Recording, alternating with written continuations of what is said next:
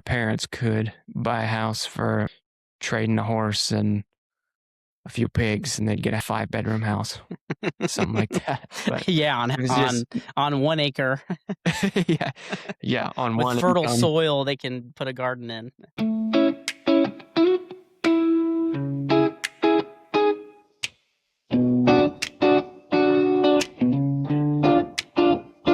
Education doesn't matter.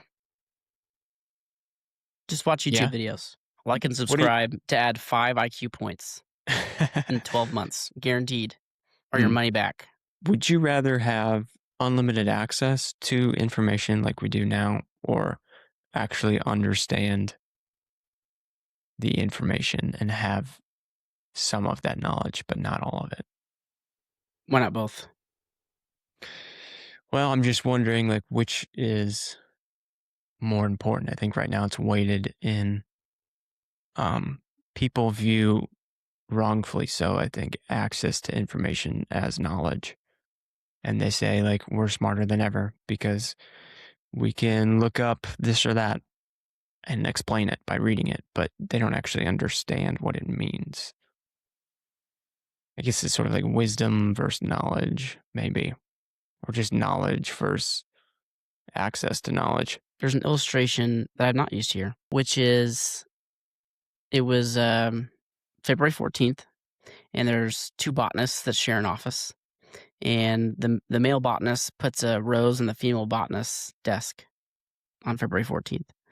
And the next day, he asks her, "Oh, hey, what's this on your desk?" She says, "Oh, somebody gave me a specimen, this plant for me to take care of. I put it in the ground, I put it in the soil, and I'm going to grow it and multiply it. I'm going to change it to leaf color, blah, blah, blah, botanist jargon."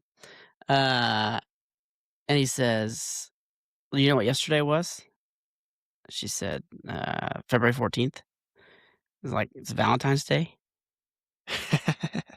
What do you think? What do you think that flower? What do you think that rose meant?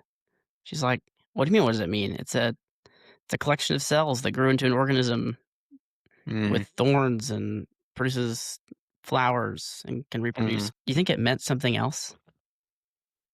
Yeah, I think understanding the meaning matters way more than the knowledge and the information. Actually, yeah, that came to me from Wes Huff. I really like that illustration because it shows the difference between knowing information and knowing what to do with that information. Yeah. And that's One kind of just another seems, way of stating your question, but yeah, one seems on its face really valuable. Knowing everything about what the rose is seems valuable, but it's just missing the point. I think understanding the meaning matters more. Mm-hmm. But the problem is understanding the meaning feels like an emotion. And if you don't get to that meaning through thinking through something, you just got a bunch of different people with a bunch of different emotional opinions. They can't talk to each other. With that in mind, our lighthearted topic for today, I saw a Facebook post.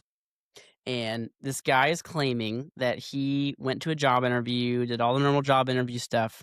And then when he went to HR, they asked him a few more questions. And then they said to him, if you'd be willing, do you use ChatGPT? And he said, yeah, I use ChatGPT.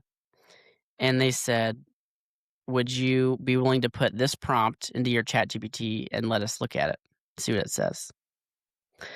Based on my past conversations, can you analyze my behavioral tendencies? Oh, wow. And he was unwilling to do it. And the interview was cut short after that pretty quickly. And he did not get the job. Wow. That seems like, first, that seems like they're not allowed to do that. For them to ask it's that. it's a major intrusion in your privacy. Yeah. That would be like, all right, pull up your browser history. And are you willing to show us all of it? You can't ask someone to do that. Yeah. That is crazy. But what was the question again? Based on my past conversations. Can you analyze my behavioral tendencies? All right. So did you do this? I did. What did it say for you? It's probably too long to post in the podcast, but I can read it for you if you'd like. I thought it was very interesting. Yeah. Uh, Why don't you just give me but the headlines? Give us the headlines. okay, okay. 1, you think in systems, not tasks. You rarely Hmm. approach things as isolated decisions. You build frameworks, pipelines, and ecosystems. Strength. You can create things that grow without you. Risk. You can overbuild before validating simple wins. Does that sound familiar, Danny? 2. No comment. You have Yeah. high self awareness, but pressure to improve. You regularly ask, do I have ADHD? Do I struggle socially? What are my weaknesses? But not in an insecure way, more like, what's the bottleneck I need to fix? Risk, subtle tendency to optimize yourself like a system, not just live. Hmm. 7, you prefer momentum over maintenance. You're energized by starting things, building systems, expanding vision, but you are less naturally drawn to sustaining simple rhythms long term. Strength, you initiate what others never start. Risk, boredom, or drift once things stabilize. Hmm. 9, if I had to summarize you in one line, you're a systems minded builder driven by impact. Yeah, I would agree with that. That's funny. I mean, it's obviously complimentary. I wonder why that guy didn't choose to do it. It might have helped him. Yeah. Yeah, I don't know. I don't know. Yeah. Yeah, if I got that interview, I'd be like, heck yeah. ChatGPT gets the best version of me for sure. Yeah. I'm gonna put ChatGPT down as a reference on my resume for the future. I should upload this like to my like personal website and just Yeah. say this is the only reference that matters. ChatGPT. This is what they say about me. And Look I at didn't what tell them this to be machine nice. said. The weirdness of the way AI affects job selection.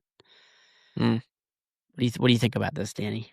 I don't know. Here's a question: if you were at your next job interview, if they said to you, would you be willing to open up your Chat GPT and ask it this prompt?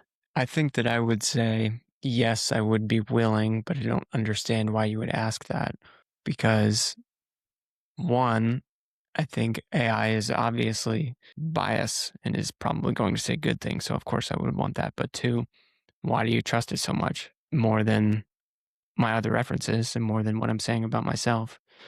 Yeah, I don't know. Here's a question, Danny. What would you say? What would you think about instead of asking that prompt, which may be a little too much? Hmm. What if they said, "Would you put into ChatGPT this job description we have for you, and be willing to ask your ChatGPT if he thinks you would be a good fit for this job and would enjoy it and stick with it long term?" Is this like in front of them for them to see? Yeah, I guess so. I mean, I I would think say I no. think if I answered the first question, I probably would say, I will put the prompt in there and I will review it, and then if I think it's okay, I'll show it to you. Like, I don't think I would consent to just like Hmm. connecting my laptop to the screen and just like letting Yeah. it watch ChatGPT type in real time. I think that Right. would be too much. But I think Yeah. I would say I'll put it in there and then I will decide if it's okay to share that with you or not. And then I probably would. Yeah. But I don't think I would just Um, let it live generate in front of them. no, I think I would say no either way. I would expect them to be better at their job, which is to hire people. So if they're asking that, I would just say, would you consent to me just doing the interview with ChatGPT instead? What Yeah. do you But this is another interesting thing. We've talked about like having AI help develop like personality tests. And I sent Hmm. you a ChatGPT generated personality test today. Hmm. I wonder if that's the future of hiring. Is just here's a job description, make a difficult to fake personality test with like 30 questions Yeah. for me to just send to our potential hires. Yeah, I think it's great on that as long as the test you have thought it through very well. You Yeah. know what I mean? And the implications of each question. I think it's great for yeah, giving you like real insight into those questions. What is the point at which somebody becomes too reliant on AI? I had a friend visit last week or over this weekend, and he uses AI for a lot of things. A lot of things that have been good. Like he used it for to build a exercise program, and it's been really helpful for him. But he, we were walking around a park, and his hip hurt, and I saw him kind of on his phone, and then he goes, "Hey, I think I need to find somewhere to sit." I was like, "Okay, why? Like, what's going on?" He was like, "Well, my hip hurts, and I was talking to ChatGPT, and it said that I should sit down for a few minutes and then reevaluate."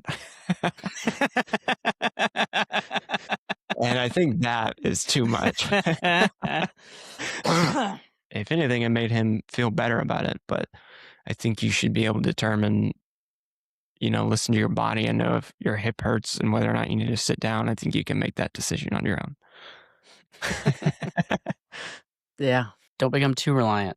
Well, this is a good segue maybe into our main topic slash Mhm. question of today that we're going to talk about. And that is, did our parents have it easier, or did they just have it different? Or another way of saying it, did they have it easier, or did they just have a clearer path than we do? So tell me where this question comes from, Danny. Yes, I think I hear this a lot, especially from Gen Z and younger people in their early to mid 20s. And that's that it was so much easier for our parents or the older generation. Like an example is, I know a couple people, like married couples, who they both work full time and they both have good jobs, no kids, and they're struggling to buy a house right now.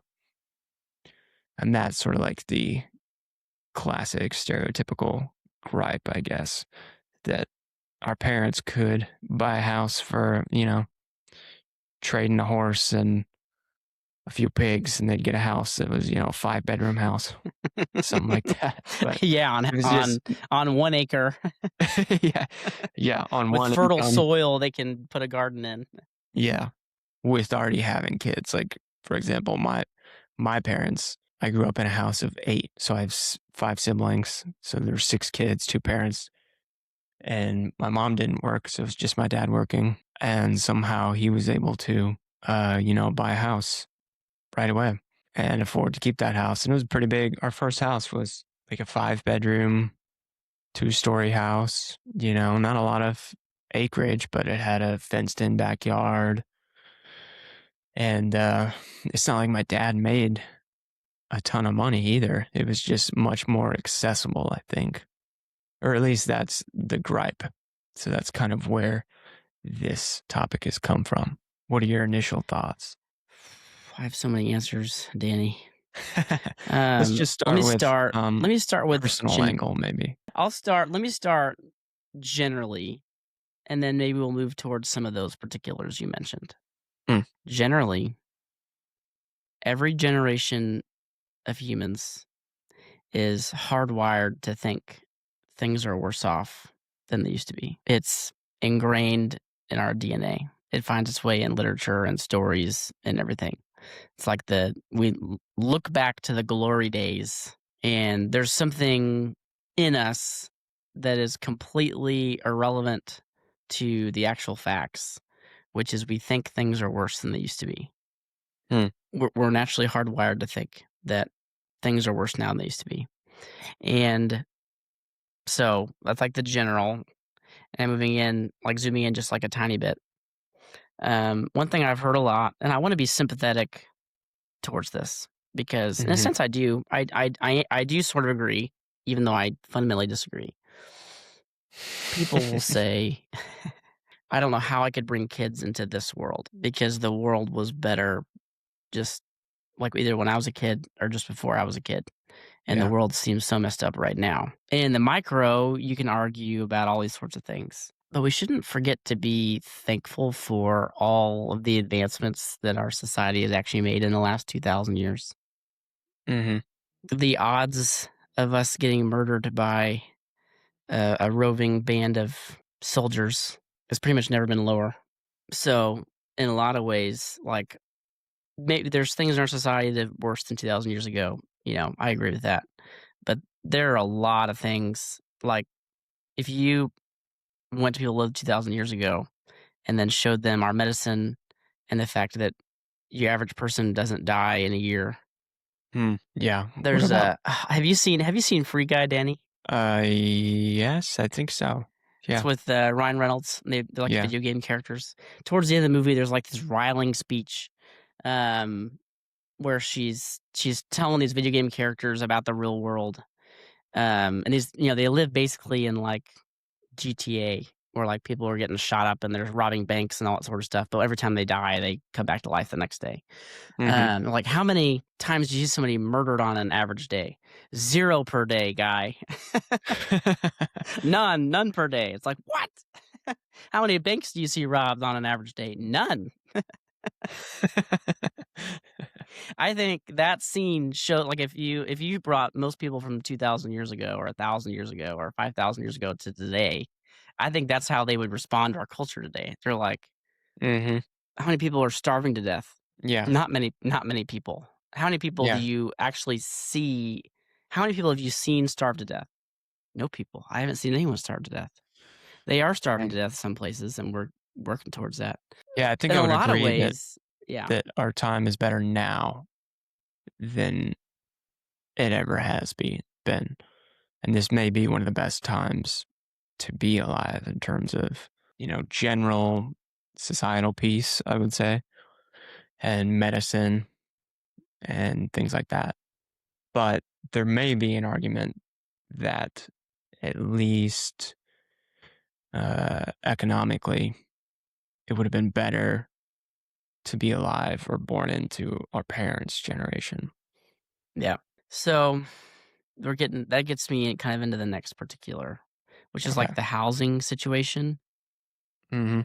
So, it's a real problem. The way the world is that in the 1960s, the essentials were affordable and luxuries were expensive.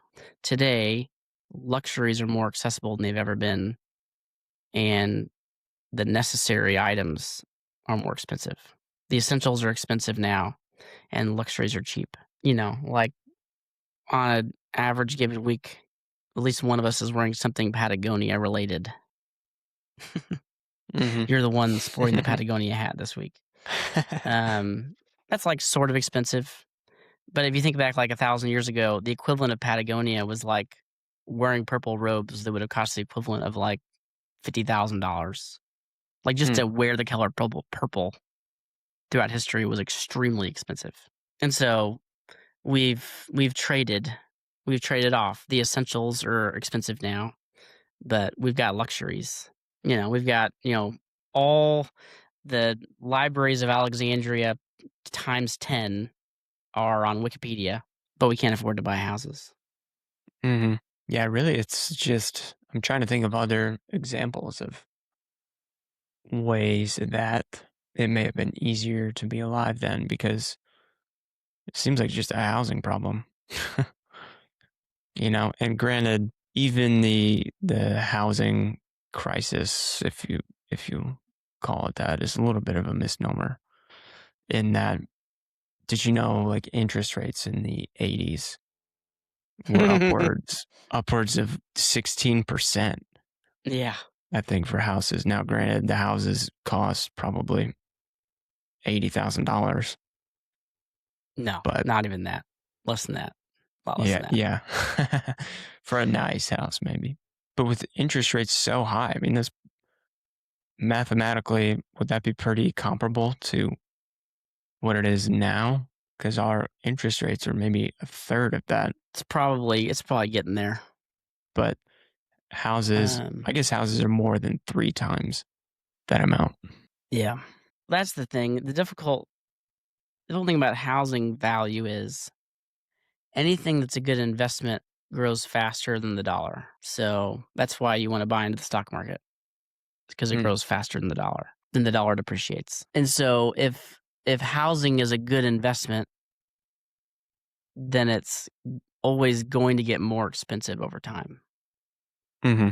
And so to a certain extent, it's kind of unavoidable. If a house wasn't a good investment, it would be because the neighborhood was going downhill. Right. or it was gonna fall apart, or people are moving out of your country. What do you think, Danny? How can we solve this problem? I don't Or know. who's the big baddie? I think I'm interested in other examples besides just getting a house. Just Other housing. than Okay. no, I guess there is a case to be made that people basically have to work two jobs, like the what you need to survive just beyond housing, with other expenses is much higher proportionally than it used to be. Mhm. Like you either need Yeah. one person who makes kind of a lot of money or two people with normal jobs. I mean, just all expenses around the board have gone up, I think, not just Yeah. housing. But Yeah. I do think, as you were saying earlier, every generation thinks that sort of woe is me, like it was easier before. And oh, my parents had it so easy. And I don't necessarily agree with that. I think it's just different. I think the other cause is, and it completely agrees with what you just said. The other cause is that things are always changing, Hmm. and the way that your parents made their money often doesn't work for the next generation. So, used to be you would get a job at a good company and stay there for 40 years, and they would give you a pension. Hmm. Gen Zers probably even know what a pension is. Gen Alpha, it won't even be in the dictionary anymore by then. Yeah. Um, that was you get a job at GE or Solo Cup. That's Mm. where my grandpa worked, was Solo Cup. I think it was called something else at one point. And you work there for a long time, you're loyal, you take the one step up the ladder your whole career, and then you get a pension and you make whatever, 40% of whatever you made your whole career every year, just because you were a loyal employee. And then the next generation kinda lost that ability. I mean, now in the last few years, the job market is starting to change, is gonna change even more. People are not gonna be staying at companies as long because jobs are needing to change and more things are getting delegated to AI, and it's just the landscape of work changes with every generation or 2. And if you wanna be safe and be able to just do what your parents did and get the same result, that basically never works anymore. Yeah. And it's also like you were saying earlier, things are just changing faster than they ever have. Like, even if our parents, for example, thought that their parents might have had it easier, just the change that, like, we've experienced, our generation from my parents' generation has been drastically even more. Does that make sense? Mhm. So there's more to compare to, I think. And also, I think part of it is just this comparison culture, social media, and access to information from all around the world constantly has just fueled this like constant comparison. So it can feel like it's harder for us, even if it might not necessarily actually be harder. I don't know if that makes sense. Yeah, the more information we have available to us, we assume a lot about other people's lives. Hmm. You know, you see, the farmer and you think, "Oh, how nice." The mom watches the kids and they work in the field together during this summer, and, you know, they go to the little house in the prairie, they go to the nice little schoolhouse for church, and, when somebody's sick, the doctor comes out like, "Oh, yeah, that was so nice." But we don't usually dwell on all the difficult things that people are going through. Yeah. And I mean, say you grew up 50 years ago without the internet in the suburbs of the city, that was just all you knew. You didn't even think about other lifestyles, I think. Or if you did, you couldn't literally see them and visualize them and then have Mhm. that to consider. And so I think the shift was more subtle from generation to generation. And you're not bombarded with a bunch of opinions on why this or that is happening and why are houses so much. You probably wouldn't even notice houses were more or less. Like, Mhm. how did people used to know the cost of houses? Ask a I realtor? bet. Yeah. I mean, realtors used to be more, like, company-based, so I feel like there was, like they'd have, like, books of, like, houses that were for sale. Hmm, Like, they had these little, like I mean, obviously not 100 years ago, but, yeah, like, those, like, little clear sleeves, you, like, put a sheet of paper in there. It's, like, the mhm, picture of the house and the info and the price and the phone number who to call to set up a visit. If, like, yeah, something like that, like, a realtor's 40 years ago, there was, like, 2 offices, and they had access to the people that are selling the info, but now it's just all on the internet, and you can list your house for sale in 5 minutes. yeah. That's probably also not been, super helpful, not to get back on the, boring housing stuff, but that's probably contributed to inflation on houses, don't you think? Just like the average Joe setting the price and, checking Zillow. I think I've heard that argument made. I don't want this to be like a political thing, but I think the only single thing that seems to explain a lot of the housing cost differences over time has to do with not having as many people working in the trades, especially carpentry, and then, of course, rising cost of carpenters, rising cost of wood, and rising complexity of regulations that make it difficult to do new construction.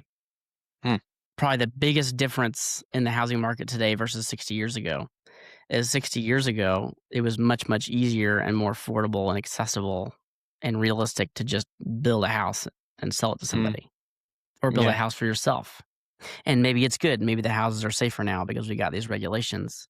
But if they just relaxed a bunch of the regulations so it was cheaper to build houses, they would be able to build cheaper houses further away from the city and the housing costs would all go down. The problem yeah. is we have an artificially constrained supply of living spaces. Just think about like of the people that you know that have gotten into a house for the first time in the last 15 years, how many of them got into a new house versus how many of them got into a house that somebody sold to them that they lived in for a long time?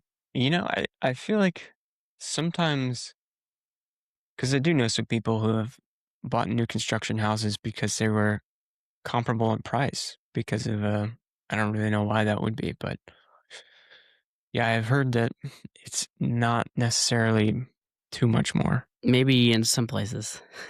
Yeah. I can tell you in Not in Cleveland. Ohio, where we've looked, and in Colorado, where I lived, it's a lot more, like double Wow.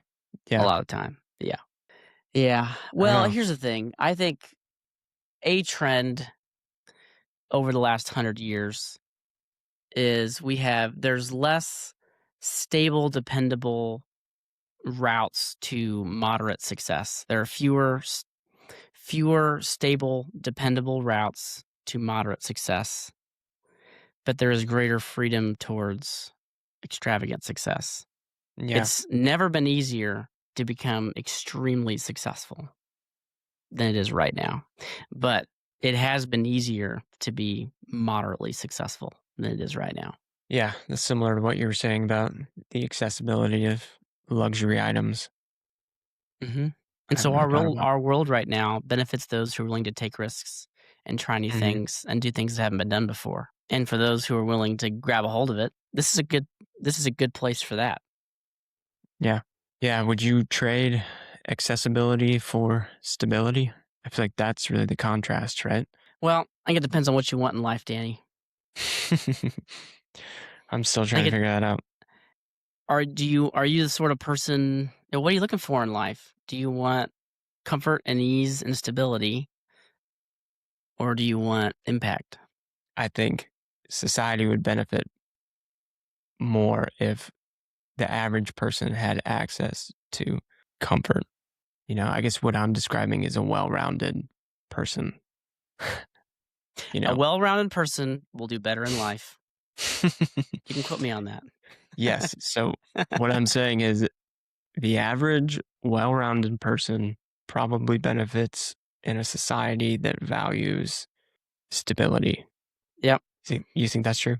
As opposed to Well, now, the question is, which so here's the is thing, I like the output, like, I like the outcomes, like, yeah, let's live in a world where everybody can live in the house they want, and the women can all stay at home with the kids if they want, but they don't have to if they don't want to. mhm. They can work for fun or they don't have to. The husbands can work full-time, part-time. We can all get what we want. That sounds great. Question is, how do you get there? Yeah, what I think I'm saying is just in comparing back to the question and comparing our parents' generation, I think that they had maybe less opportunity, but more comfort and stability in their roles. And I think that more opportunity isn't necessarily beneficial to the average well-rounded person as a whole because it's not true opportunity. A lot of it is unattainable opportunity. And Yeah, so I don't have a solution. I just yeah. I think that's my observation. every, cultural moment and every society has got a set of conditions which makes you most likely to succeed. Mhm. And 60 years ago, it was more around the idea of showing up to work consistently and loyally over a period of time and doing what you're told to do. That led to Which stability. which doesn't sound great.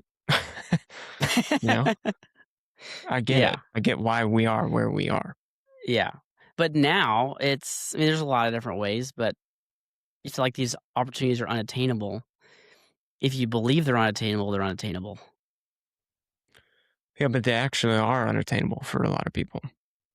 I had an economics class where the first week the professor asked everyone in the room who thought they were going to be millionaires at some point in their lifetime. And I think everybody raised their hand except for me.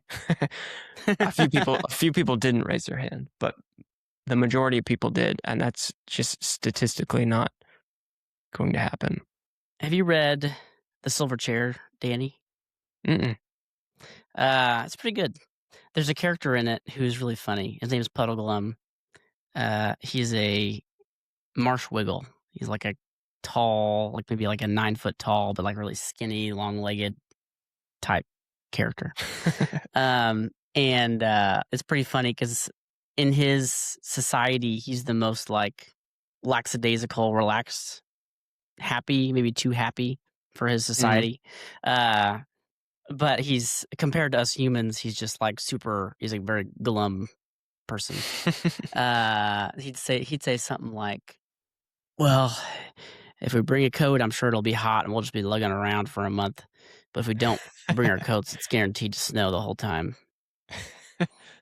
And he's making dinner for the main characters. And he's like, "Well, I got the eel, but it's most likely going to taste terrible.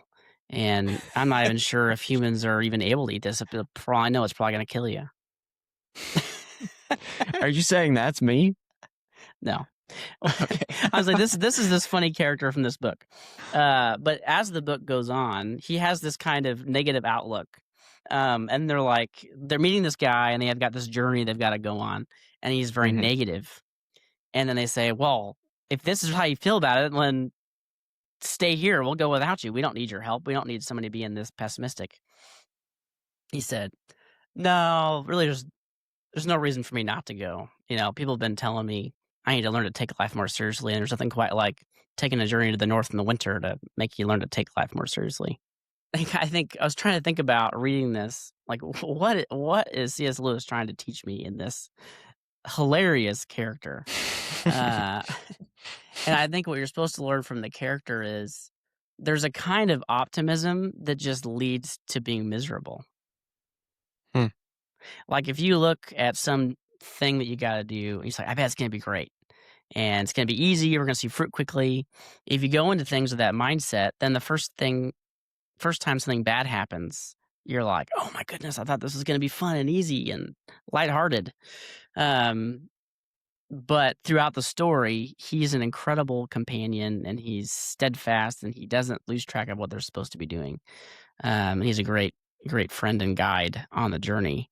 Because he is like, "Oh, it's probably gonna be terrible, but I guess I'll just go anyway." Um, there's a kind of optimism that just makes you fail.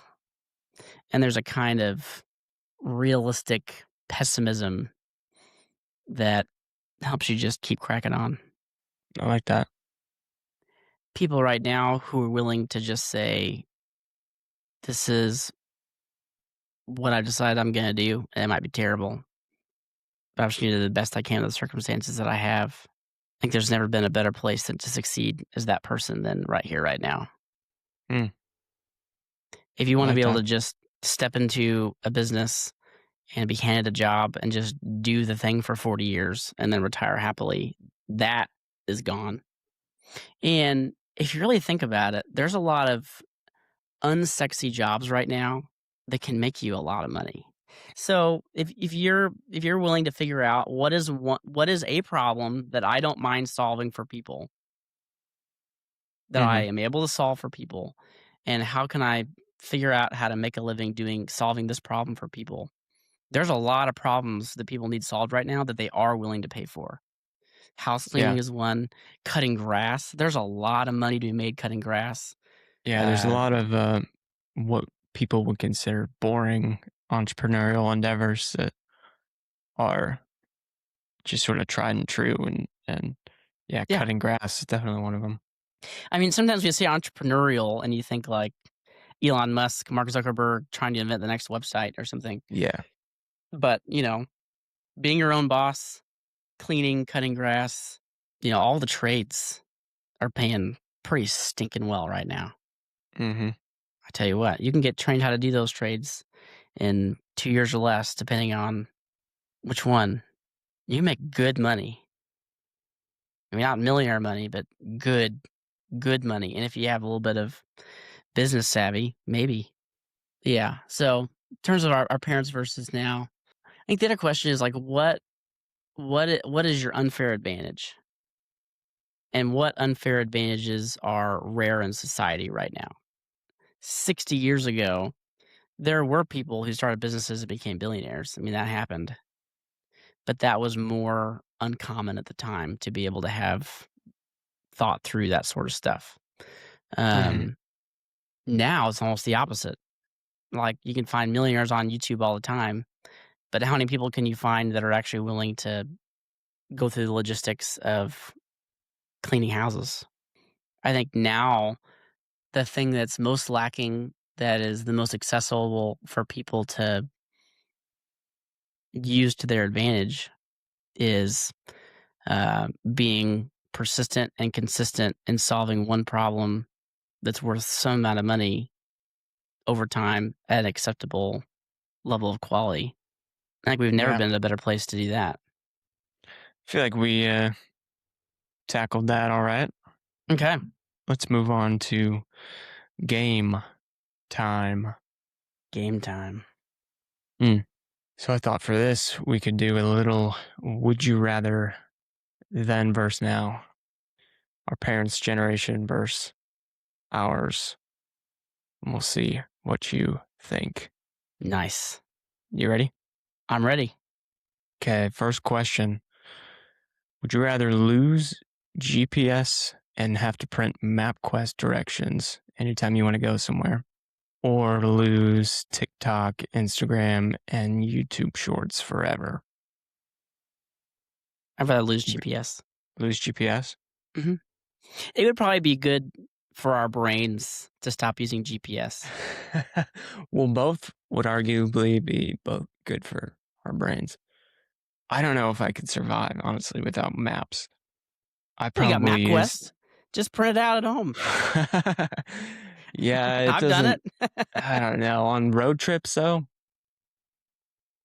Okay, next question.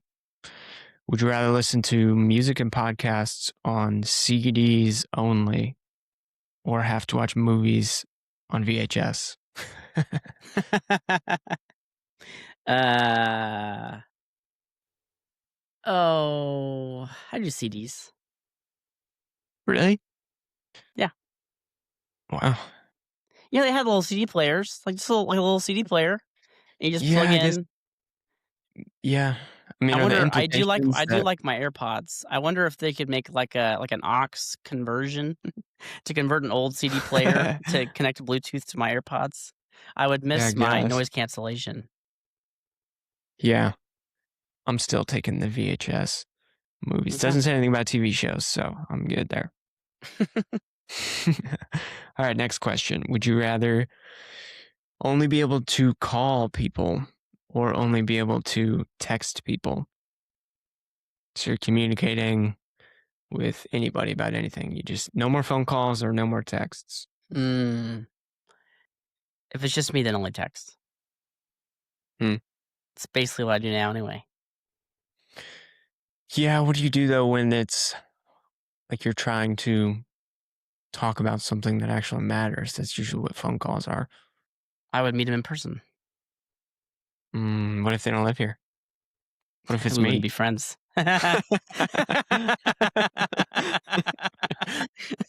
Wait a minute.